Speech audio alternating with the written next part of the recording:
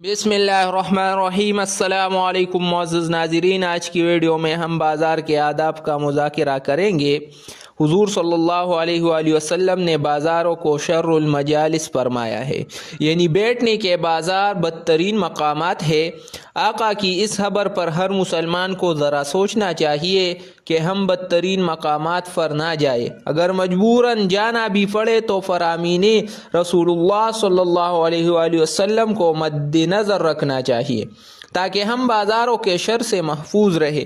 महज सैर और तफरीह और वक़्त गुजारी के लिए बाज़ारों में जाना बहुत नुकसानदेह है, इससे बचना चाहिए। बाज़ारों से मुतालिक मंदरजा झैल आदाब का ख्याल रखना ज़रूरी है। बाज़ारों में सैर और तफरीह के लिए ना जाए, ज़रूरियात की ख़रीद और फ़रोख्त के लिए जाना मुबाह है। गैर महरम औरतों पर नज़र ना डाले बल्कि नीचे नज़र रख के अमर बिल मारूफ़ और नही अनिल मुनकर का मौका मिले तो ये भी करें। हुज़ूर सल्लल्लाहु अलैहि वसल्लम ने भी बाज़ारों और मेलों में जाकर तबलीग फरमाया करते थे।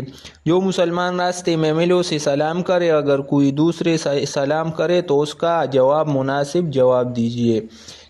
और जब बाज़ार में दाखिल हो तो ये दुआ पढ़े, ला इलाहा इल्लल्लाह वहदहु ला शरीका लहू लहुल मुल्कु व लहुल हम्दु व हुवा अला कुल्लि शैइन क़दीर।